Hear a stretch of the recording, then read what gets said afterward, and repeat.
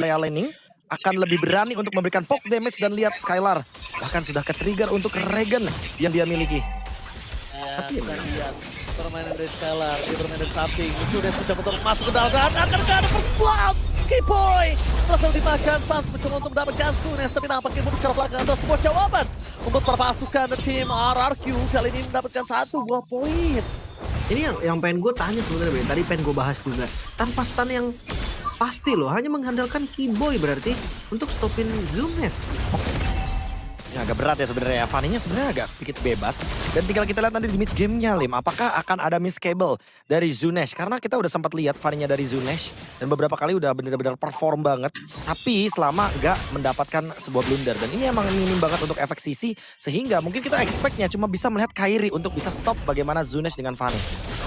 Oke, Kairi early game ya, mereka juga membutuhkan Kairi early game. Sedangkan Dairen di arah bottom lane bakal coba di-commit.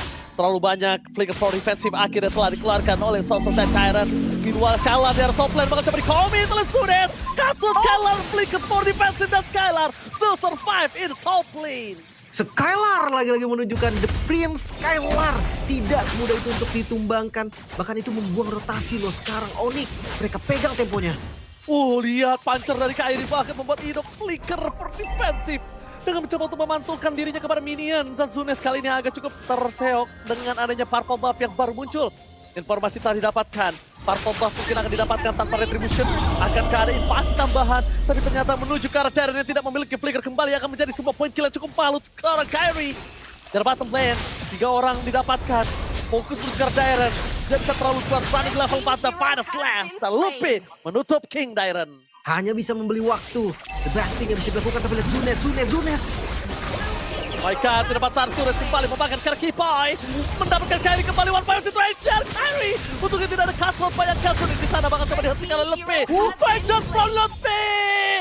Lupi berhasil menutup poin kill yang sangat mahal. Bahkan Riz tidak memiliki panas bisa melakukan simpan kembali. What a play from Lupi. Wah, gak mau kalah dari keduanya. Teamfight agresif selalu ditunjukkan. Bahkan lihat punishment-nya, Be. Dari awal bisa dilakukan. Ya ini benar-benar aktif banget ya, terutama buat Lutfi dapetin 2 poin kill. Poin yang positif banget buat Onyx karena dia nggak cuma menghentikan dari Zunesh-nya untuk Snowball, tapi juga menghentikan Dairen dengan cut wave-nya. Sehingga idoknya nggak bisa connect juga nih sama roamernya dari Onyx. Dan sekarang Kiboy yang akan lebih aktif untuk melakukan setup. Oke, Kiboy bakal mencoba untuk menabrak. Mereka tahu Zunes tidak memiliki karakter buff. Blok di depan sana. Sekalipun dia memakan karena Kairi nggak terlalu bisa dikunci. Ingat, Kairi dengan Lancelot-nya. Ini legend sekali.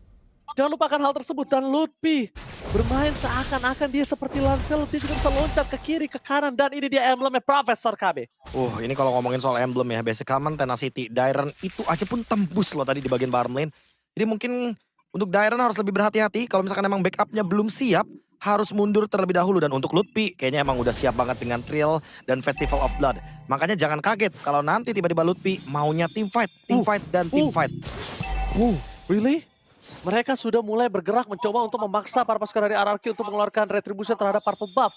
Tapi ternyata ada call yang membuat mereka merubah haluan mereka. Lihat, haluan mereka berubah.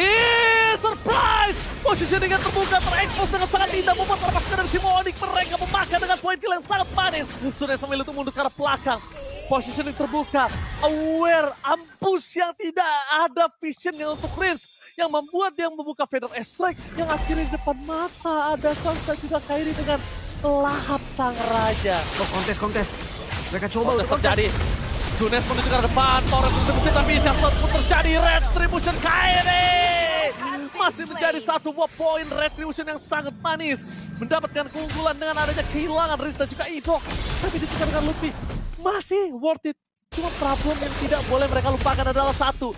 Zunes bermain, Zunes menjadi target utama. Tapi lihat apa yang dilakukan Zunes. Memberikan ruang dan waktu untuk Toy. Lihat, Toy bahkan seakan-akan terlalu banyak yang bisa dimakan sama Toy tanpa ada hambatan atau invasi sekalipun. Itu dia, Be, tadi, Be. Karena memang Fanny-nya bebas. Jadi Zunes berani banget tadi walaupun darahnya udah low dan energi habis. Iya. Tentunya tidak ada efek stun pasti, tidak ada stopper pasti.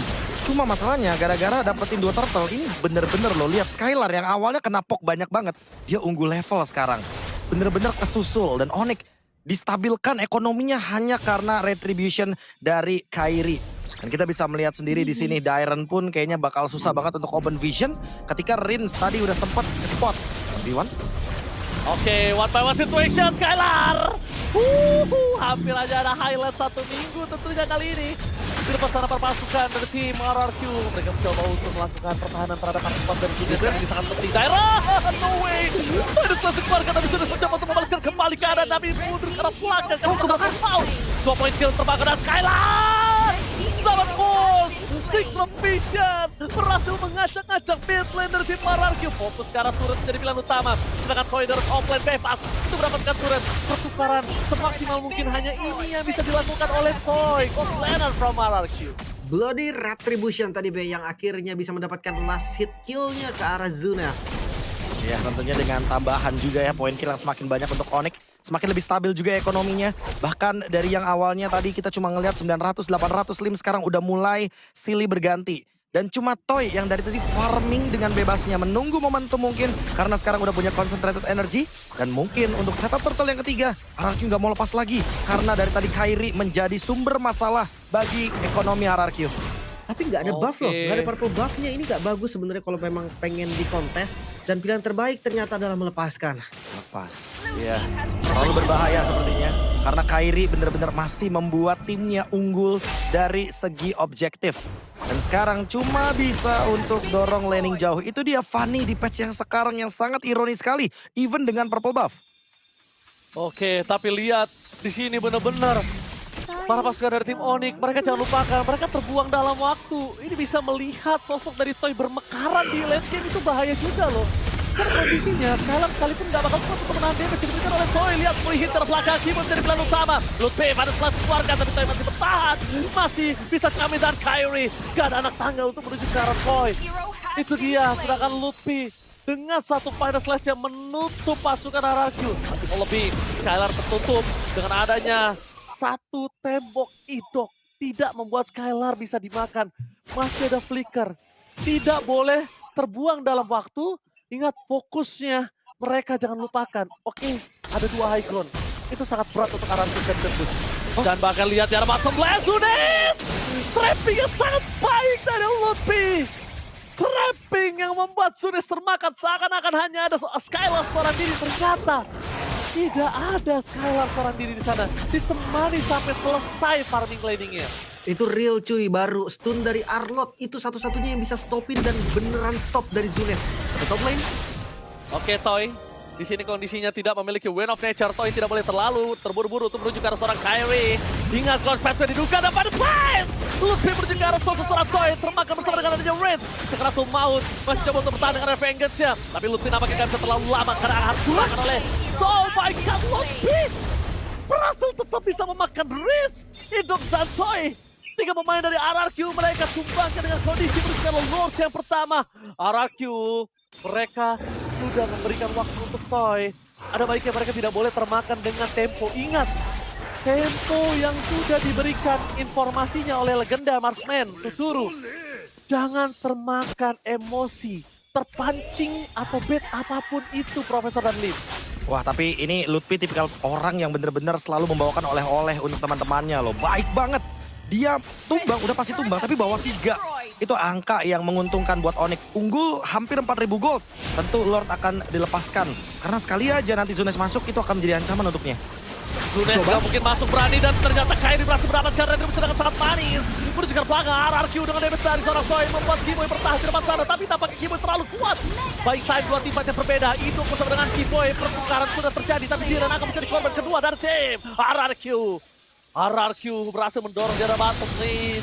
Satu wave minion yang ternyata bisa menguntungkan mereka. Karena masih ada 11 detik lagi sebelum Lord muncul dan nampaknya sayang sekali Holy Defense gagal untuk dipecahkan oleh para minion dari RRQ. Pertukaran ya, mau tidak mau tadi Lord didapatkan dan lagi-lagi kerugian yang ada untuk RRQ. 2 member mereka harus hilang, tapi respawn time mereka cukup. Mereka sempat kembali lagi ke lane of dan RRQ akan full dari defensifnya, Be. Tapi jujur kalau ngomongin setup, Lim Onyx kayaknya lebih siap. Lihat detikan flicker dari Lutfi. 10 detik dia akan ready dengan yang namanya flicker final slash. Dan Zunes 1v1 lawan Kairi. One by one situation di bottom lane. Sekarang full maut. Nampaknya gagal tapi lihat Toy. Mau tidak mau harus membuka terlebih dahulu. Itu bisa mundur ke arah belakang. Informasi didapatkan adalah Luffy tidak mau memaksakan. Karena volley defense selalu menjadi satu obstacle yang nggak bisa ditembus oleh tim tersebut. Oke, ini kelihatan ya memang dari lore pertama, Onyx pun sadar kan, Be, dia nggak bisa terlalu expect untuk sampai best turret, makanya mereka lumayan pelan. Iya, mereka step by step banget. Mereka tahu persis kalau misalkan mereka harus nungguin tectonic charge-nya terlebih dahulu untuk Idok. Karena itu bisa menjadi salah satu game changer. Dan ingat, satu winning condition juga dari Onyx. Respect hero momentum dari Idok. Makanya kayaknya mereka nggak mau buru-buru untuk flicker final slash. Mereka nggak mau buru-buru untuk melakukan teamfight di dalam teritori dari RRQ. Mereka maunya teamfight-nya di area jungle. Wah, ini dia Waduh. komandan kita nih. MPL ID Panglima. Extremer ya, Panglima kita setiap lagi restream. Bisa kalian kunjungi juga channel official restream MTL ID. Walaupun Oke. sedikit murung ya Ranger Mas ya terlihat karena mungkin Itu- ya dari dominasinya 7.000 gold ini terlalu jauh. Prof, itu bukan murung. Itu namanya garuk gak gatel. Itu Pusing dia garuk dikit pala ya. tapi gak gatel. Artinya Iya, lumayan iya, mirip iya. sih, Ji. Artinya lumayan mirip sebenarnya. Ya tapi terlihat ya emang dominasinya sangat-sangat total banget dan emang satu-satunya cara untuk bisa bertahan dari Zunesh itu emang cuma ngedorong laning bawah. Itu pun dia kalau nggak ketemu sama RRQ mungkin Kairi terutama di sini yang bisa nge-spot split push tersebut. Gila. Itu Zunes pas banget momentumnya. Coba Zunes agak tahan sedikit. Mungkin kasusnya berbeda tuh. Oh, Dairon kayaknya agak cukup sakit dihantam oleh mantan timnya. Lihat di depan sana Dairon seperempat darah setelah dikeluarkan. Ditutup jalannya Kiboy nggak bermasalah. Memang Kiboy hanya sebagai badan terpasukan dari tim RRQ. Dan Rin Sakaratul Maut dengan satu Tonros di ujung saja. Bayangkan, kalau itu full stack, Tonrosnya di tengah. Bisa jadi loh. Rins dengan Retribution Flame-nya itu bisa tumbang. Udah hampir banget sih. Damage yang sakit banget. Itulah yang gue bilang Lancelot.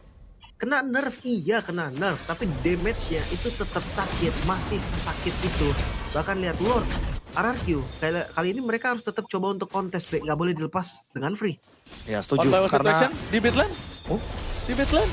Oh, tapi nampaknya Zunes nggak berhasil kenain Kairi. Masih bisa dihindari dengan Red Tonron. Tapi lihat Rins membuka pada Estra Kairi. Target utamanya menuju ke Rins. Menutup warung ini dimiliki dari Rins. Tapi para pasukan dari tim RRQ. Mereka mundur mendadak. Mereka nggak punya source skill lagi. Selain dari Idok, apakah Idok mampu berhasil mendapatkan itu dia? Tektonik yang berhasil membuat para pasukan dari tim Onyx porak-poranda. Hanya Kibo yang bisa mereka dapatkan. Karena kalau misalnya mereka masih mau lebih, pertukarannya adalah dengan mereka akan tumbangnya lebih banyak. Dan itu nggak baik ketika Lord di tangan Onyx. Lord untuk Onyx. Ya, tadi ada pencobaan juga Zunes.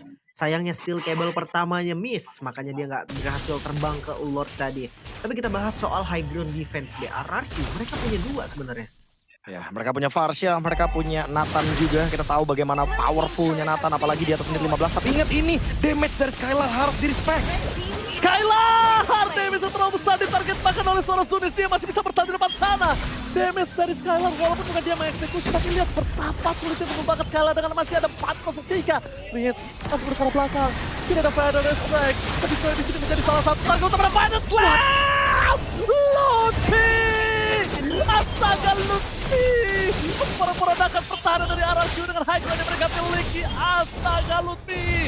Damage yang terlalu sakit dan bisa dibendung. Fokus point saja segera Bestret. Kapan dia mau terjadi? Dan Royal Derby di game yang pertama. Diporak-porandakan wipe out hampir terjadi.